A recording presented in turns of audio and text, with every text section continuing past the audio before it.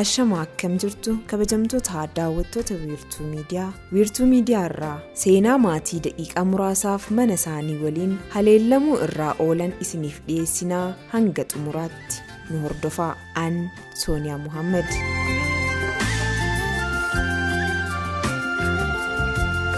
Waraana Israa'el hordofee haleellaawwan adda addaa biyyoota Arabaa keessatti miidhaa hamaa dhaqqabsiisaniin namoonni hedduun lubbuu yoo dhaban kanneen kumaatamaan lakkaa'aman ammoo miidhaan qaamaa cimaan akkasumas qe'ee fi qabeenya isaanii irraa buqqa'anii jireenya baqaatiif saaxilamanii jiru. Seenaan maatii daqiiqaa muraasaaf baraaramanii kun biyya Libaanos keessatti erga haleellaa qilleensaa guddaa Israa'el guyyaa Jimaataa raawwachuun hoogganaa Hezbollaa fi miseensota garee hidhattootaa beekamoo biroo ajjeesteen booda sodaa fi yaaddoon uumamee jira.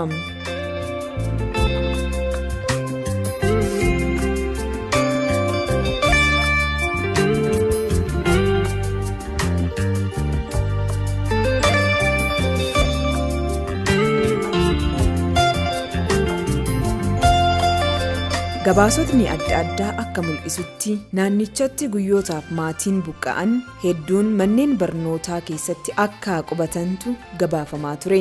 Manneen barnootaa namoonni gara 2,000 ta'an keessatti dahatanii jiru.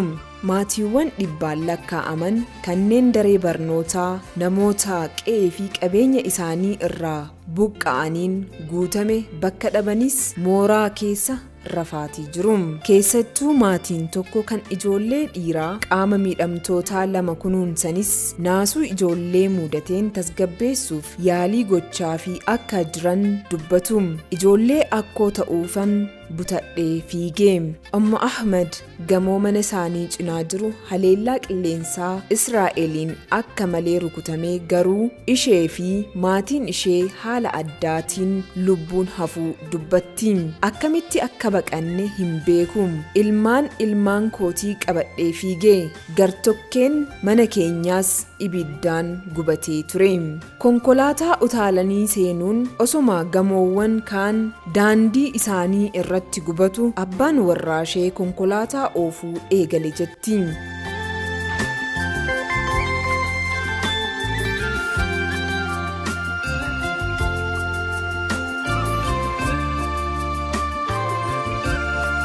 Boodarra yoo garagalanii booddee isaanii ilaalan manni isaanii lafatti makameetii jira.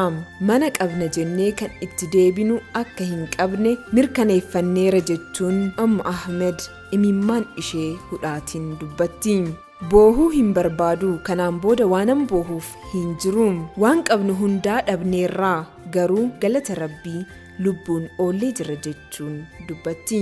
Ijoollee Ammu Ahmed lamaanuu miidhaa qaamaaf sammuu qabu.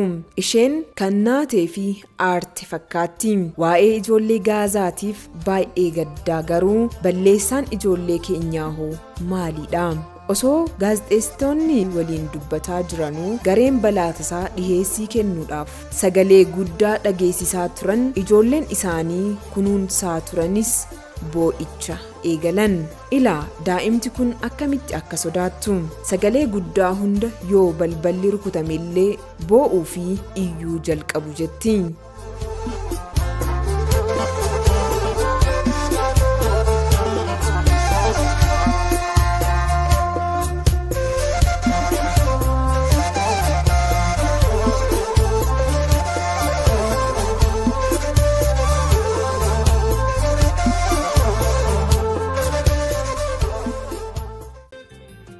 Taatee kanaan booda ilmaan ishee halkan hirriba waan hin qabneef ishee fi abbaan warraashee illee rafuu hin dandeenye jetti.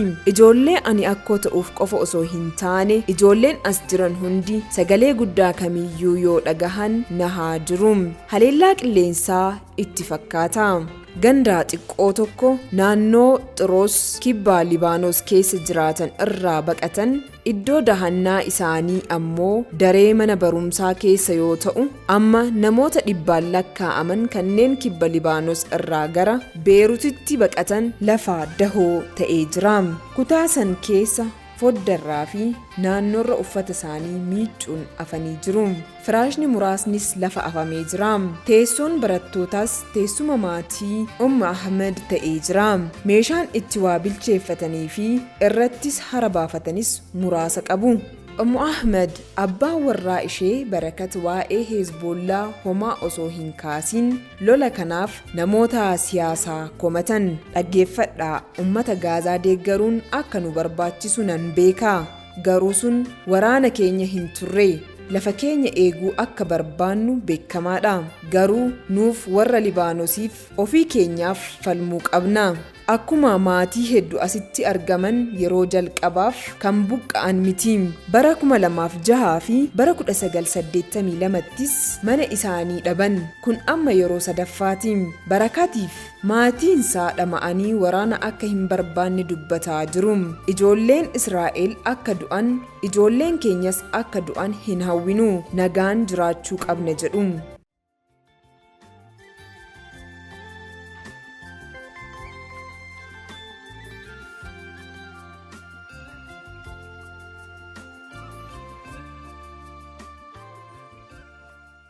Nagaan ni jiraata jettee yaaddaa jedhamanii wayita gaafatamanitti anis akkas natti hin fakkaatu.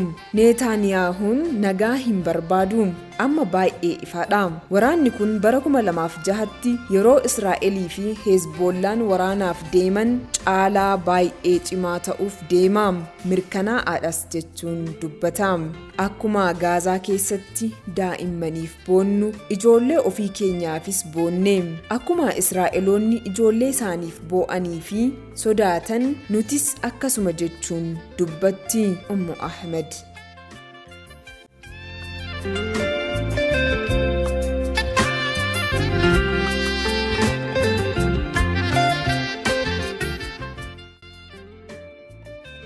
Ergaa waraana Israa'el irraa isaan dhaqqabe. Maatiin gara biraas akkas jechuun taatee ture dubbatu. Beeksisa gabaabaa nuu kennamee ture. Ergaan waraanni Israa'el bilbila keenyatti erge mana keenya keessaa akka baanu kan jedhudha jechuun manguddoon gannaa 65 Kamaal Mohassin dubbatu. Namoota hedduu ergicha guyyaa sanbataa naannoo guyyaa walakkaa argatan keessaa tokko ture. Daqiiqaa 30 hanga 40 booda ammoo haleellaan qilleensaa wal duraa duubaan naannicha irratti raawwatame jedhan. Homaa fudhachuu hin dandeenye. Furtuu konkolaataa koo qofan qabadhee maatii koo wajjin ba'ee jedhu.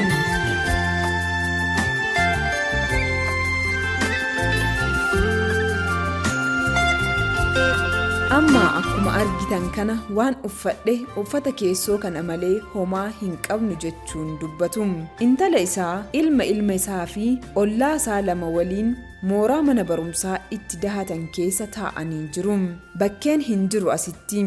Sababni isaa ammoo namoota kibbaa baqataniin guutamee jira. Guyyaa jalqabaatiif ala bulan, garuu har'a fira isaanii achirraa baqatan asitti argatan. Kanaafuu wal jalaa siqaatuma kutaa tokko keessa waliin bulaa jiru.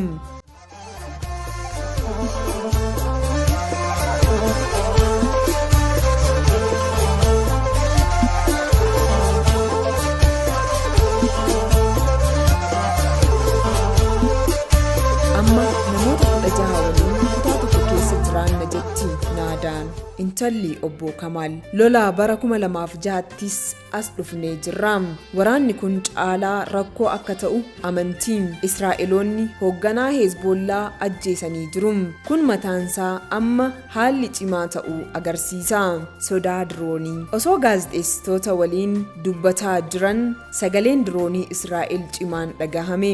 Yeroo gadi siqee samiirra naanna'us sirriitti mul'ata ture. Achiinis daqiiqaawwan muraasa booda karaa duubarraatiin sagaleen dhoohinsaa guddaan tokko dhagahame.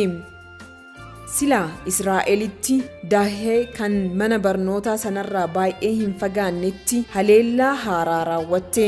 Naadaan maatiin ofii isaaniif ijoollee akka yoo deebi'anitti mana omaa agarre sammuun akka qophaa'an yaalii taasisaa jiraachuu dubbatti. Kutaa qulqullinaa mana barnootaa keessa ganama bishaan dhumuu isaa nutti himamee ture jechuun dubbatti.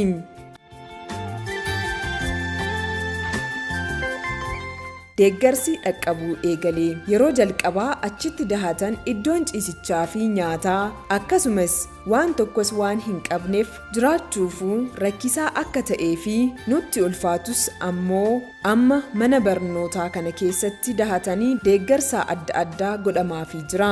Haa ta'uutii garuu waraanni kun haala kanaan itti fufataanaan hammaataa ta'uu mala yaada jedhu qabu.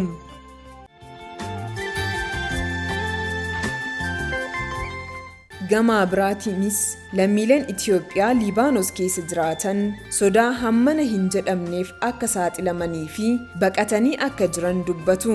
Kun kanaan osoo jiru namoonni hedduun Beeruutii fi kutaalee Liibaanos biroo waraanni Israa'el irratti xiyyeeffate keessaa buqqaanii dhufaa akka jiran himu jechuun BBC'n gabaase kan isin biraan gahaa turre kan hanga ammaa daawwattanidha. Waan nu daawwattaniif galatoomaa. Turtii gaarii.